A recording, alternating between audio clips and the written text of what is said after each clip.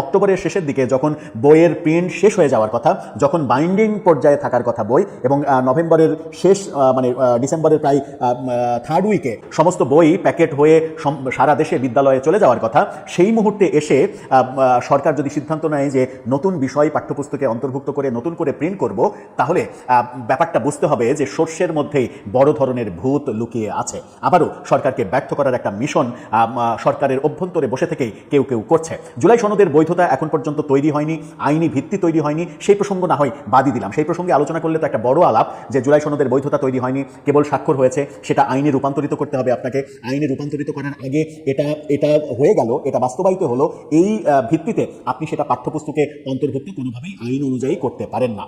আর সাংবিধানিকভাবে যখন এর বৈধতা তৈরি হবে তখনই আপনি পাঠ্যপুস্তকে এটা আনতে পারেন। সেটা সংক্ষিপ্ত হতে পারে, ডিটেল হতে পারে, যেভাবে ইচ্ছা সেভাবে আনতে পারেন। হয়তো একটা পাঠ্যপুস্তকের বইয়ের সংখ্যা মানে পাতার সংখ্যা 100, সেখানে আপনি 150 পেজ করে ফেললেন, সেই বইকে 50 পেজের জুলাই সনদ অন্তর্ভুক্ত করে ফেললেন, সমস্যা নেই, সেটাও করতে পারেন। কিন্তু সেটার আইনি ভিত্তি তো আপনাকে আগে দিতে হবে।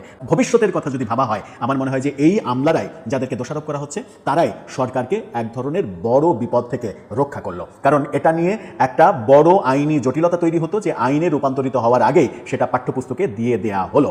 যেখানে কিনা আমরা দেখেছি যে জুলাই সনদ যেদিন স্বাক্ষর হলো সেই দিনও জুলাই সনদের ধারা পরিবর্তন করতে হয়েছে সরকারকে, এবং পরিবর্তিত যে ধারা, সেই ধারা প্রিন্ট না করে আগের যে ধারা ছিল সেই ধারা লিখিতভাবে নিয়ে দলগুলোর কাছ থেকে স্বাক্ষর নিয়েছে। অর্থাৎ পরিবর্তিত ধারা তারা প্রিন্টই করতে পারেনি, প্রিন্টের সময় পায়নি। শেষ মুহূর্তে এরকম একটা নাটক যখন আমরা দেখেছি, তখন সরকার কিভাবে বলতে পারে এটা আইনে রূপান্তরিত হওয়ার আগে পর্যন্ত এটাকে কংক্রিট আইন কিভাবে বলতে পারে? প্রশ্ন হচ্ছে সরকারের ভেতরে কারা এই মানে অনিয়মতান্ত্রিকভাবে কাজটা করতে চাচ্ছিলেন, যেটা আইনে রূপান্তরিত হওয়ার আগেই পাঠ্যপুস্তকে দেওয়া হবে? এই সিদ্ধান্তটা কাদের ছিল? এই অতি উৎসাহী সিদ্ধান্তের পেছনে কোনো রাজনৈতিক দলের হাত ছিল না তো?